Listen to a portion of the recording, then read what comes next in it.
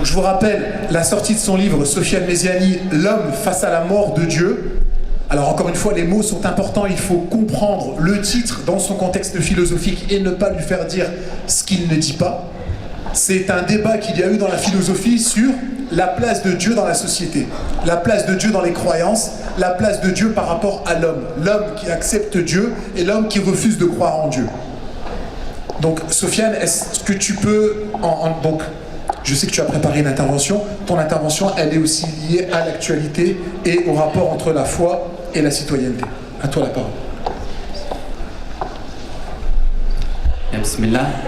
Salam alaikum, chères sœurs, chers frères, chers amis. Alors, sur le titre du livre, juste en introduction, parce que j'ai dit que le titre du livre c'était L'homme face à la mort de Dieu, il faut vraiment lever toute ambiguïté par rapport à ce titre et le vulgariser d'un point de vue philosophique. Bon, tout d'abord, pour lever les ambiguïtés, rien de tel que de s'aventurer dans la lecture du livre. Hein. Vous aurez déjà un peu plus de clarification sur la signification du titre. Mais ce que j'entends par là, l'homme face à la mort de Dieu, il faut savoir que la mort de Dieu, c'est un concept nietzschéen. Donc c'est Nietzsche. On connaît la fameuse expression Dieu est mort. Et ce livre n'est rien d'autre qu'une critique de la modernité, en fait, et de la manière dont elle a neutralisé la conscience religieuse au sein de la société. Et qu'une société qui s'est construite en se délivrant de la transcendance, du religieux, est une société qui est sujette à tous les excès, et c'est ce que j'essaie de mettre en évidence, et je vous en dirai pas plus, je vous laisserai, Inch'Allah, le soin de le découvrir. Alors, il paraît officiellement le 1er mars dans toutes les librairies, Inch'Allah. Alors, en ce qui concerne le thème qui nous intéresse aujourd'hui, je vais tenter, dans les 20 minutes qui me sont imparties, d'articuler ma réflexion en 3 temps. Alors, bien entendu, le temps étant court, je me contenterai uniquement d'exposer quelques pistes de réflexion. On sait que le processus de radicalisation, le mécanisme de radicalisation est complexe. Mais nous, on va porter notre attention sur 2 éléments qui structurent ce processus, ce mécanisme, 2 éléments sur lesquels on va insister et qui vont nous permettre non seulement d'entrer dans le vif du sujet, mais aussi de soulever des questions de fond. Le premier élément, c'est la question du nihilisme. Et qu'est-ce que ça veut dire le nihilisme ? L'esprit nihiliste,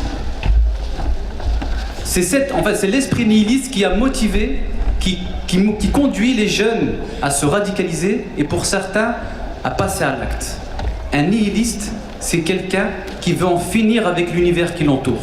C'est quelqu'un qui dit non à la société qui le voit grandir. C'est quelqu'un qui ne croit plus ni aux prétendues réformes, ni à la liberté, ni aux rêves républicains. C'est quelqu'un, encore une fois, qui veut en terminer avec une société qui ne le reconnaît pas. Voilà un esprit nihiliste. Donc, première des choses qui structure le mécanisme, le processus de radicalisation, c'est ce nihilisme-là. Alors, c'est vrai que la manière dont ces nihilistes expriment leur critique, elle est violente, parce qu'il y a des passages à l'acte, il y a des morts. Ce sont des critiques abjectes, violentes, abominables. On condamne la violence, on condamne le crime, mais on doit entendre la critique qu'il y a derrière. Ça veut dire que derrière le bruit de la violence, il faut entendre le cri de solitude qui habite ces individus, ces jeunes. Ce cri de solitude. Et ces cris de solitude met le système, les responsables politiques devant leurs responsabilités. C'est une critique de la société du mépris et du rejet. Et qu'aujourd'hui, nos responsables politiques sont en train de pratiquer une politique de la surdité. Ils ne veulent pas entendre cette critique qui sous-tend ces crimes qu'il faut condamner, je le dis, je l'insiste, hein, et ne veulent pas l'entendre. Et on essaie même de fuir les débats, parce qu'on dit que justifier, expliquer, c'est justifier. Et ça, en fait, cette formule, ce slogan publicitaire digne d'un politicien, témoigne d'une véritable crise de la pensée. On refuse le débat, on refuse la réflexion pour se contenter de quelques slogans publicitaires ou de quelques tweets risibles. Et quand on est face au spectacle de la gesticulation des responsables politiques qui se bousculent de manière risible sur les réseaux sociaux, il y a de quoi s'interroger. Il y a de quoi s'interroger. Parce qu'aujourd'hui, le terrorisme est devenu une industrie politique. Le terrorisme est devenu une machine à gagner des voix. Et ça, il faut le refuser. Il faut le refuser, il faut le condamner en menant une critique créatrice de l'actuel système politique. Ça, c'est une première des choses, le nihilisme. La deuxième des choses, et c'est sur ce deuxième point que je vais m'attarder, c'est les impasses et les failles du discours et de l'engagement islamique. Sur les impasses et les failles du discours et de l'engagement islamique. Parce qu'en tant que musulmans, nous avons aussi une part de responsabilité dans ce processus de radicalisation qu'il ne faut pas nier, qu'il ne faut pas rejeter. Parce que si on étudie le discours musulman aujourd'hui, il est axé sur trois choses. La première des choses, c'est le bavardage théologique. Aujourd'hui, Internet regorge de polémistes musulmans qui se bousculent aussi bien que les responsables politiques sur les réseaux sociaux, sur des questions de détail, sur des questions de théologie. La sagesse divine a été réduite à du verbiage. C'est le triomphe du verbiage stérile. On est à l'ère de la polémique, la culture du clash. Et malheureusement, beaucoup d'acteurs musulmans et de personnalités musulmanes contribuent à instaurer ce climat intellectuel qui pousse à la sclérose, à l'enfermement, qui pousse les musulmans à s'enfermer dans des cases, dans des tendances. Et ça, voilà, c'est ce qui caractérise le discours islamique d'aujourd'hui. Et il faut en finir avec ce bavardage, parce que la sagesse divine, c'est pas du bavardage, c'est pas du verbiage théologique. On ne va pas changer les choses en jonglant avec des concepts théologiques, c'est pas comme ça. Beaucoup pensent qu'aujourd'hui on va réformer par une refonte de la théologie. Non, on va réformer en donnant un souffle nouveau au pacte originel qui lie l'homme, qui relie l'homme à Dieu. Et là, c'est plus une question de mystique que de théologie. Ça, c'est le premier élément que je voulais mettre en évidence. La deuxième des choses qui structure le discours islamique, c'est l'obsession de la référence. C'est qu'on pense qu'un discours islamique, c'est un discours qui est bétonné de hadiths, de traditions du prophète et de versets du Coran, ponctués par quelques mots arabes. Et on pense que c'est ça un discours islamique. Donc un discours qui peine à s'ouvrir sur le monde qui l'entoure, qui peine à s'ouvrir sur son univers, et cette obsession idéologique, eh bien, conduit les musulmans à s'enfermer dans leur propre univers de référence. Et l'une des démarches, l'une des entreprises intellectuelles que nous devons mener, c'est de repenser, redéfinir les termes de notre discours pour qu'ils soient plus ouverts, pour que nous puissions mobiliser d'autres références. Parce que le prophète nous dit, le Coran a été envoyé comme miséricorde pour les mondes. Pas pour les musulmans uniquement, pour les mondes. Alors comment voulez-vous être audibles? Comment voulons-nous être audibles et parler aux autres si nous restons prisonniers de notre univers de référence? Si nous ne sommes pas capables de nous décentrer intellectuellement. D'autant que l'imaginaire musulman aujourd'hui repose sur une idéologie qui est partagée, sur un substrat idéologique qui est partagé par toutes les tendances islamiques, à des degrés différents, selon que l'on soit de telle ou telle tendance. Donc il faut revoir les choses à la base. Et pour cela, il faut désacraliser l'histoire des musulmans, désidéaliser, relativiser l'autorité des savants, pour pouvoir libérer la pensée, pour pouvoir briser ces frontières intellectuelles dans lesquelles nous nous sommes enfermés. À l'intérieur desquelles nous nous sommes enfermés. Il faut être capable d'interroger, de bousculer et de briser ces frontières intellectuelles dans lesquelles nous nous sommes cantonnés. Il faut sortir de là. Parce que il est regrettable aujourd'hui de voir que nous sommes dans une espèce nous vivons une espèce de paresse intellectuelle. On n'ose pas bousculer, on n'ose pas interpeller, interroger.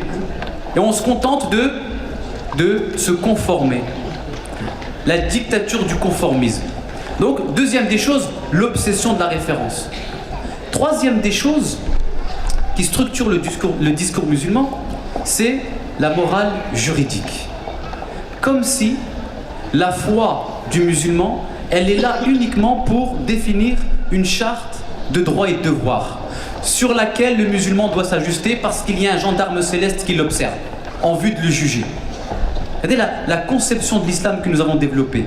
Un islam moralisateur, un islam réduit à un calcul, à une morale de l'intérêt, où chacun se fait le comptable de ses hasanats, où l'islam n'est rien d'autre qu'une économie de hasanats. Combien de hasanats j'ai gagné? Morale de l'intérêt. Mais ça soulève de véritables questions philosophiques. Parce qu'on va vous dire, parce qu'on peut vous dire, mais est-ce qu'il y a besoin de croire en Dieu pour faire le bien? Est-ce qu'il y a besoin de croire en Dieu pour dire la vérité? Parce que si la foi n'est qu'une question de morale, certains vous diront, mais je n'ai pas besoin de Dieu pour m'abstenir de voler.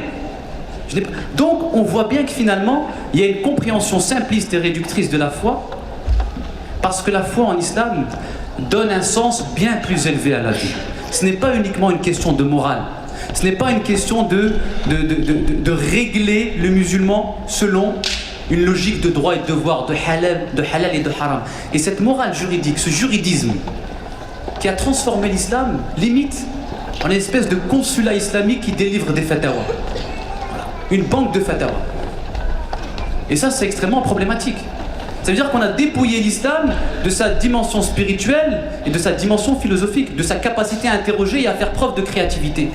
Et à faire preuve de créativité. Et la foi en islam, encore une fois, elle a une signification bien plus élevée. Il s'agit, selon un verset célèbre dans le Coran, dans Surat al-Baqarah, il s'agit de faire de l'homme, écoutez bien, de faire de l'homme le coopérateur, le co-créateur de Dieu sur terre. Et c'est en ce sens qu'il faut comprendre le verset qui dit « Et nous avons honoré le fils d'Adam ». Parce que nous lui avons accordé, autrement dit, implicitement, une tâche qui est celle de coopérer, de collaborer avec Dieu. Mais qu'est-ce que ça veut dire? Attention avant que les passions ne se déchaînent. Qu'est-ce que ça veut dire collaborer, co-créer, participer à l'achèvement de la création? Qu'est-ce que ça veut dire?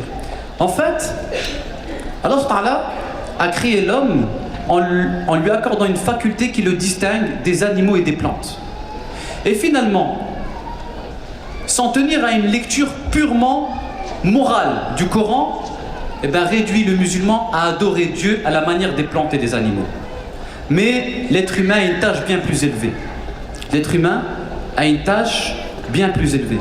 C'est qu'Allah te dit, voilà, l'évolution, le monde évolue. L'univers, il y a de la nouveauté qui se produit en permanence dans la création.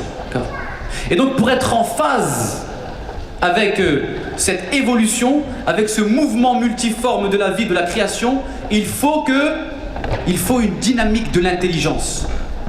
D'une intelligence créative, qui est là, qui pense du nouveau, qui s'adapte, qui apporte de nouvelles idées, une nouvelle façon de penser le monde, les relations humaines. C'est extrêmement important. Il nous a accordé à notre niveau, à notre modeste niveau, une part de la création. Autrement dit, Dieu a accordé aux croyants une marge de manœuvre, une latitude intellectuelle pour qu'ils puissent inventer son propre chemin. Parce que l'islam, c'est bien plus qu'une morale, c'est un art de vivre. Et le croyant n'est rien d'autre qu'un artiste qui trempe sa plume dans l'encre divine pour dessiner son propre chemin, pour inventer sa propre poésie. Et ça, il faut se le mettre en tête. Dernière des choses. J'ai ma question, avant ta dernière des choses. Partons du principe qu'un jeune qui s'est radicalisé développe, en partant de ce que tu viens de dire, c'est-à-dire qu'il se libère de la dictature uniquement de la référence, du bavardage théologique. Imaginons un jeune radicalisé très intelligent, très philosophe, qui écoute tes paroles et qui te dit « Moi j'ai une éthique et une morale qui rend insupportable l'injustice internationale cautionnée par nous l'Occident, parce que nous sommes l'Occident. » En tout cas une partie. Qu'est-ce que tu réponds à un jeune qui te dit que philosophiquement, ce qui se passe là-bas, on bombarde des enfants, on viole des femmes, c'est insupportable, je ne l'accepte plus, je décide de rejoindre le rang de l'État islamique, le rang de Daesh, en utilisant des arguments philosophiques. Qu'est-ce que toi, lui, il utilise des arguments philosophiques en partant de ce que tu dis, et en partant aussi de la littérature musulmane, que ce soit le Coran ou les hadiths. Qu'est-ce que toi, philosophiquement, tu peux donner comme argument poids lourd face à un jeune qui parfois, lui aussi, a des arguments poids lourds? Je n'ai pas de vie ici, je n'ai pas de statut, et je ne cautionnerai pas de mon vivant les injustices concernant les civils. ce que je dirais, c'est que je partagerai son sentiment d'injustice, mais je ne partagerai que ça, que cette indignation. Et après, là où je me mettrai en désaccord avec lui, c'est dans la manière d'exprimer ce sentiment d'injustice. L'exprimer dans la violence, l'exprimer en répondant à la même logique que ceux que tu essaies de combattre. Et donc là, en fait, répondre à la violence, c'est répondre avec le même ton et les mêmes termes de combat et de débat qu'on t'a imposé. Déplacer la logique, c'est-à-dire éprouver un sentiment d'injustice, mais et réagir sur un autre terrain avec une autre logique, me paraît une action et une attitude beaucoup plus pertinente et beaucoup plus déstabilisante pour les détracteurs. Donc voilà, en gros, si on peut répondre à cette question, et juste pour pas que je perde le fil conducteur et éviter de nous éparpiller, que je clarifie la réflexion, c'est que j'étais en train de vous dire que voilà, notre discours, 3 choses qu'il faut essayer de revoir. 1, le bavardage théologique. L'islam ne doit pas se réduire, la sagesse ne doit pas se réduire à du bavardage juridique. Deuxième des choses, s'affranchir de l'obsession de la référence pour s'ouvrir sur le monde qui nous entoure. Et troisième des choses, ne pas réduire la foi à la définition d'une morale, une question de droit et de devoir, mais montrer aux jeunes musulmans qui portent la foi, mais la foi, elle est là pour te donner un sens élevé, une signification profonde, elle fait de toi le collaborateur de Dieu sur terre, donc tu es investi d'une mission, d'une tâche qui t'honore, d'une tâche digne, parce que Dieu laisse une marge de manœuvre, une latitude intellectuelle à ton intelligence, à ton esprit pour que tu y laisses ton empreinte. C'est important, je pense que c'est ce message, ce discours qu'il faut commencer à développer, à mettre en évidence et arrêter le discours qui parle qu'en termes de hasanat, une économie de hasanat. Même si bien entendu ça a son importance en islam, mais ne pas le réduire à cela. Maintenant ça nous conduit à un dernier point, et c'est avec ça que je vais terminer. Il reste 2 minutes, oui. C'est la question de l'engagement. La question de l'engagement, à partir du discours-là, quel engagement pour le citoyen musulman? Quel type d'engagement? Et l'engagement, en 2 minutes, je suis obligé de condenser. Je pense qu'aujourd'hui, la meilleure façon d'impacter la société, c'est d'investir les consciences à la base, notamment sur le plan culturel. Investir le champ de la culture. Parce que il y a une loi qui régit l'histoire de l'humanité depuis sa naissance, est la suivante. C'est que les frontières politiques s'adaptent systématiquement aux frontières culturelles. Si vous avez une vision du pouvoir, eh bien ce pouvoir, vous pourrez le mettre en place qu'en définissant à la base la physionomie, le vêtement culturel. Donc plutôt que de changer les choses en marchandant avec le pouvoir, il faut changer les choses en investissant le champ de la culture. Et malheureusement, ce que je disais tout à l'heure, c'est que cette morale juridique, cette morale de l'interdit a contribué à scléroser, à enfermer, à asphyxier l'action, la créativité du musulman. Combien de musulmans aujourd'hui sont passés à côté de leur génie parce qu'on leur a interdit, on leur a dit que c'était la peinture, la musique, l'art, c'est haram. Ils sont passés à côté de leur génie alors qu'ils auraient pu apporter des choses. Et moi, je suis d'avis aujourd'hui, mon point de vue personnel, c'est de dire que le changement se fait sur le plan de la culture, en investissant le terrain de l'art, de la poésie, du cinéma, de la musique, de la littérature. C'est dans ces domaines-là que nous devons pousser nos jeunes, parce que nos discours, jusqu'à présent, contribuent à les enfermer dans leur univers de référence, à aller voyager dans d'autres pays pour s'armer. Regardez bien, pour s'armer, non pas pour s'harmoniser, pour trouver l'harmonie. Des gens aujourd'hui vont étudier l'islam, non pas parce qu'ils sont dans une quête de sens ou de vérité, mais parce qu'ils sont en quête d'arguments intellectuels pour neutraliser l'autre. C'est que chacun cherche des arguments dans le Coran et dans la Sunna pour neutraliser. Mais ça, c'est notre discours qui a instauré ce climat intellectuel délétère. Et donc ces jeunes-là ne sont plus en quête de sang dans leur vie, ils cherchent des arguments et cherchent à entrer dans cette logique du clash et de la polémique. Barakallahu fik, merci Soufiane. On peut l'applaudir et le remercier. Je rappelle que Soufiane est issu de la région, il est connu de plus en plus, il est enseignant à Averroès, donc c'est un peu la transition avec la présentation de tout à l'heure. À Averroès, dans le lycée Averroès, tout le monde est important, les enseignants, des enseignants comme Sofiane, et puis aussi les bénévoles, les petites mains qui, ce matin, se sont réveillées tôt pour que vous puissiez passer une bonne journée, que vous puissiez voir ce stand. Donc je vous invite à lire ce livre, je vous invite à lire les autres livres de Sofiane, parce que c'est un auteur prolifique. Il prouve qu'en étant autodidacte, on peut être aussi brillant que des universitaires ou que d'autres philosophes qui, eux, sont peut-être à l'Académie française, mais n'ont pas les mêmes valeurs que nous. Et donc c'est très important de pouvoir lire et d'avoir cette approche philosophique sur la culture, sur l'engagement, et puis sur l'explication des mécanismes qui poussent des jeunes, des fois, à semer l'irréparable. Donc merci Sofiane, barakallahu fik. Si je peux me permettre juste une chose, c'est vrai que j'ai l'honneur et le privilège d'exercer au sein du lycée Averroès, et j'aimerais au passage saluer tous les élèves d'Averroès qui sont ici présents, et le personnel, les enseignants et les collègues. Barakallahu fikum. Barakallahu fik. Merci Sofiane.